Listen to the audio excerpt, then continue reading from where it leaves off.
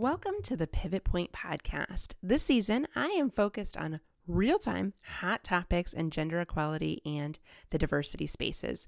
In this episode, I will break down a current event, provide my point of view, what I liked, and what I might see change or recommend change, and leave you with some actionable tips to think about and discuss with your organization. I share this information because equality is a candid conversation. It takes bravery, it takes courage, and you do not have to do it alone. At Pivot Point, I believe we are stronger together. We are one. So let's dig into this week's topic. This week, I had the fortune of visiting with a couple of my clients and do some speaking and training engagements, and a subject surfaced more than once. And whenever a subject surfaces more than once, I take this as a signal, as a sign that there might be something going on here that we can all learn from. So in retrospect, the question and theme that surfaced this week on more than one occasion was we need more women to be allies for women. And I hear this one a lot, and it stings because I really think it's unfortunate that we place the quote-unquote woman's problem squarely back on women to solve for one another. But I also grimace because I can't imagine not supporting another woman. I can't imagine holding someone back or not being an ally for them, regardless of where they see themselves on the gender spectrum. And so it really struck me as an opportunity to have a conversation about why this might be. There's actually some really good research on bias that women have towards other women that I want to share with you. And I also want to challenge this assumption that we have to somehow solve our own problem. We're only 50% of the population. As a client reminded me the week prior, 50% of the population will only solve 50% of the problem. So we need to engage both genders, all genders, in this conversation about what it means to be an ally. So starting with women being allies for women, why is this a thing? Why are we not 100% there yet?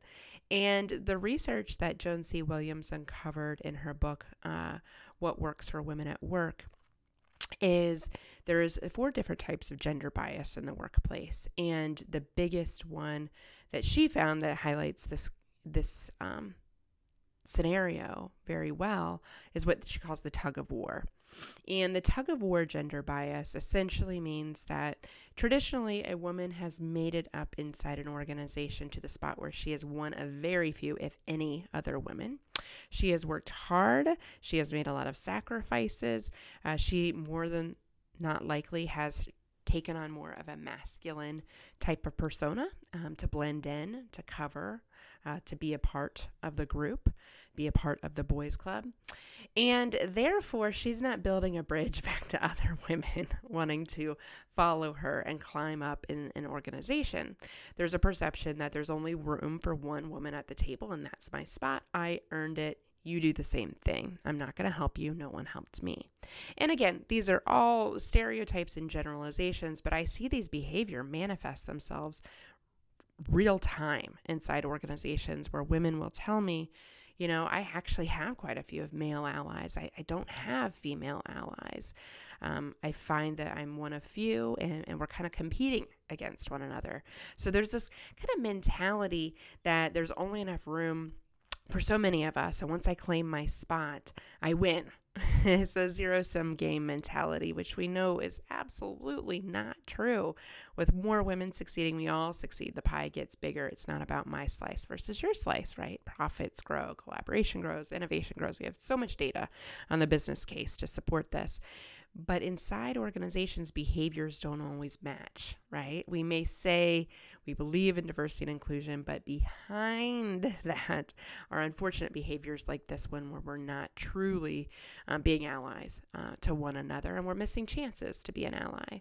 So with that in mind, that point of view and why that might be happening, I wanted to give you some actionable tips on what you can do to truly create an inclusive culture where all genders are thriving and have equal opportunity, and we are truly being allies across the gender spectrum to one another. And what I would recommend is number one, have this conversation. So I know it feels uncomfortable, but I think as a manager, a mentor, a sponsor, whatever your role is inside the organization, surface this as a hot topic. You've heard that maybe women aren't always being allies to one another. Why is that, right? How do you feel about this? Does this show up inside our organization? Where does it show up? How can we be better? So with any of these hot topics, this is a candid conversation you can put on the table at your next lunch meeting, team meeting. I think it takes bravery and courage to surface some of these topics. You don't have to have a point of view on it. It's actually better if you don't, and you just take a neutral stance and listen to learn. And that's what an ally does so well. So surface the topic, get some feedback on it, maybe from women in your life or people that you work with or your next team discussion. This could be a fun topic to unpack. Additionally, I think really paying attention to the chances to be an ally. It's one thing to think about how to engage allies as women. I talk a lot about that, seeking out mentors, sponsors, advocates, coaches, those types of people that tend to fall under the ally umbrella. It's a whole nother thing to think about how you might be an ally, right? I spend a lot of time speaking to men about tangible ways they can be an ally for women in the workplace. And I think we also need to make sure we're not precluding women from that conversation. We absolutely can be allies. Women are far less likely to mentor, to be a mentor, right? And certainly to men, but also to our fellow women. So leverage the opportunity to be a mentor. There's great mentoring organizations all over the country and inside organizations that are terrific resources for this. Raise your hand. Ask somebody if they're looking for a mentor, that you're looking to mentor somebody. Maybe it's not them, but maybe they know just the right person, because that fit is so critical. Take a chance to sponsor somebody at your next meeting if somebody's not being heard or they're not represented in a discussion that has to do with their career or their next project or their next client. Maybe you articulate something you know to be true about them. Maybe you recognize them. Maybe you amplify their voice through your own, like a great sponsor does.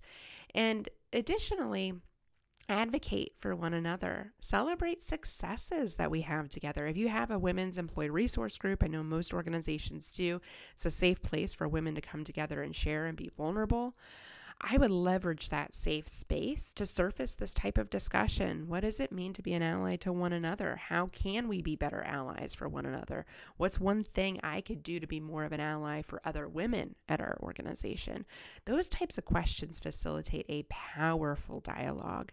And that's what this is. It's a continued dialogue around these issues. If there was a magic bullet solution, we would already have it by now, but we do not. So, in the spirit of meeting my clients where they're at, take some of these questions, take this point of view topic to heart, facilitate a dialogue. Think about how you can be more of an ally. Talk to your team, talk to important women in the organization about their perspectives on this topic. Surface it at your next team meeting or employee resource group meeting, wherever that safe place is to share and learn, because that's what our allies do. They take chances. They're brave. They have courage to talk about the things that we may not want to talk about or feel just a little uncomfortable. That's where the learning happens. So thank you for tuning in to this week's hot topic. We'll be back next week with another one. Did you know that you can find all 3 seasons of our 40+ episodes at nextpivotpoint.com, and you can sign up for our next free online workshop, get access to our 5 questions to get the gender equality conversation started in your organization, and ask me, Julie Kratz, your questions directly. We post daily on LinkedIn and our social media channels. Just look for us at Julie Kratz, Kratz, and at Next Pivot Point. See you next week.